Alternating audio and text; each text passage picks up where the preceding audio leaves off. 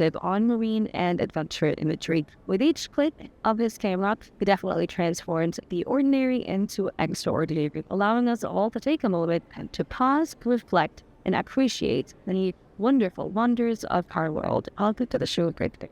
Thank you, guys. Thanks for having me. Nice to have you here, honestly. And one thing I honestly, when I got the chance to see your exhibition, the one thing I really get out of it is this feeling, this like ethereal feeling, you know, of, I know you're capturing the wildlife, but it's almost when you're in it, there is like this immersive feeling of, you know, You're connected. That's the idea of my work. especially because, you know, these are species that we don't see every day in our lives. But when you're at the exhibition, you get really close, up and close and personal, and there is that emotion that you get out of it. So I wanted to ask you, you know, being that at a young age, specifically back in 2004, you did that significant shift to pursue photography professionally. What has inspired that choice, and what has really shaped your journey at landing it?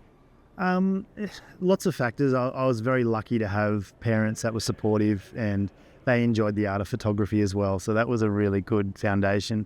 Over time, I think it was being exposed to nature at an early age and traveling the world and living at a very diverse area like Byron Bay, Australia, where we have such an amazing amount of animals in the ocean and also on the coastline. So it was like the sea is calling. Absolutely. I love that. Which brings me to your focus on marine and, marine adventure.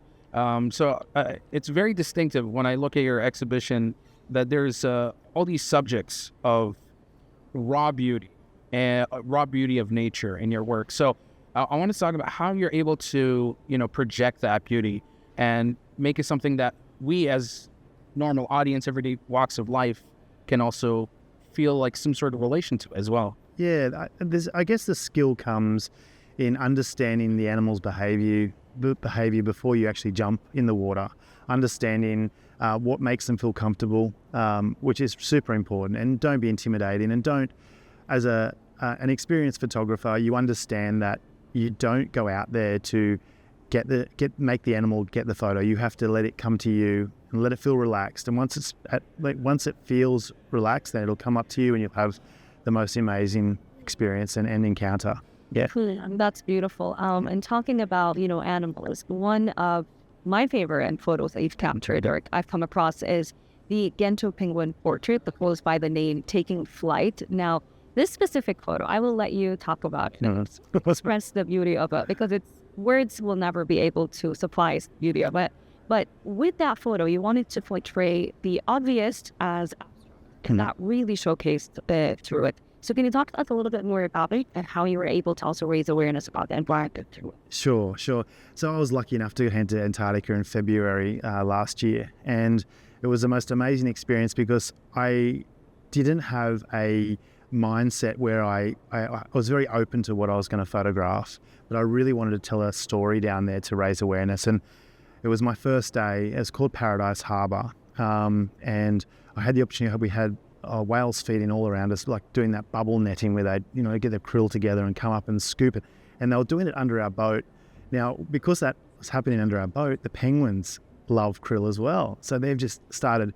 They jumped off the shoreline and started swimming towards us 100 miles. Like, I think their actual speed is quite fast. It's like 30 miles per hour. So it's very fast and hard to sort of photograph. But I managed to get low across the water, and I don't know how I got the image because they were in and out of that water so quick.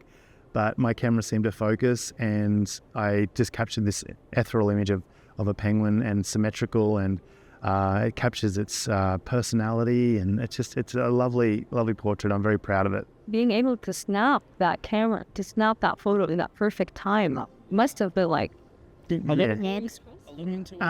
a little bit of technology.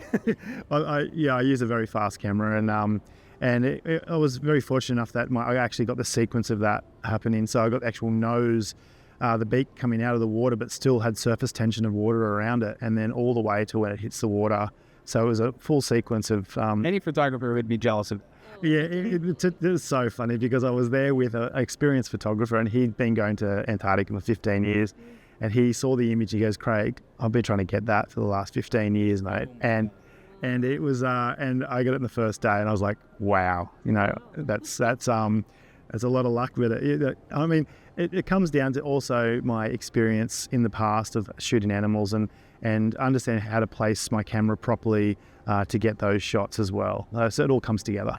That's the other thing, because taking photos of animals, it's an art of its own, being able to warm up to them and have them warm up to you, but also being able to manage all of this with ocean photography. So are there any tips and tricks that you could possibly give to aspiring photographers as well regarding ocean photography? Sure. And once, like I said, learn the animal's behaviour.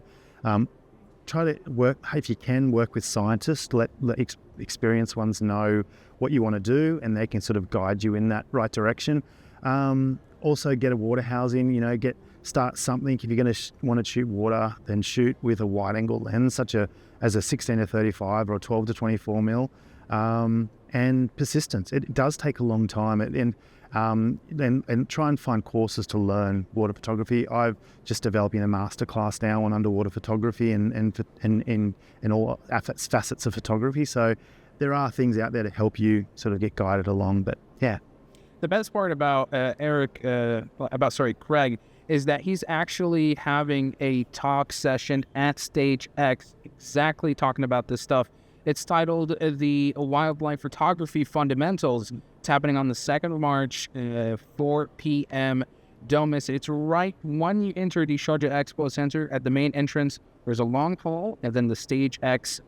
Put in your calendar and be part of this talk session. If you're someone who has a fascination in capturing nature, specifically marine life, challenges I can't imagine, facing against nature itself, all these fundamentals, definitely check out his Stage X on the 2nd of March. I mean, I'm going into those sort of facets as well, but also the human psychology. I'm going to be talking about having imposter syndrome, doubting yourself, and also moving outside the comfort zone of your own mind, because those things there have made me grow as a photographer over the years.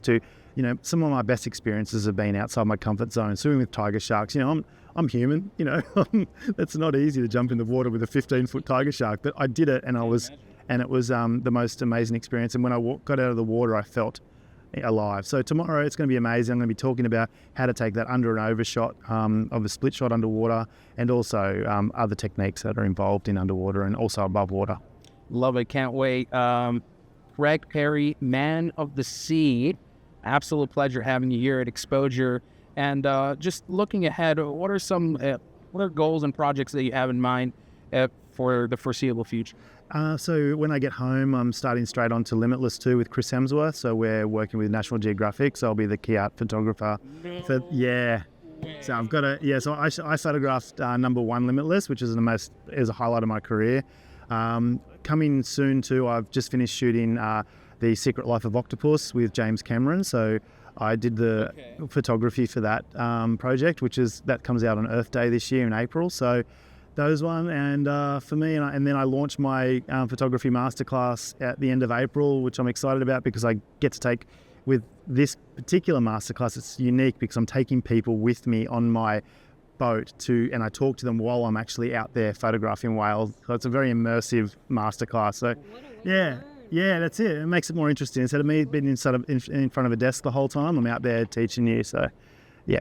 Why the adventure? If you want to just tap into that energy, then be sure to again attend the Stage X talk session happening right here at Exposure, titled Wildlife Photography Fundamentals, at the 2nd of March. Actually, just tomorrow. Absolutely. So, yes. Craig Perry, thank you for being here with us. Pleasure. It's been wonderful. Thank you. Wish you all the best. And with that, guys, we're going to take a bit of a short break. Coming up next, highlighting more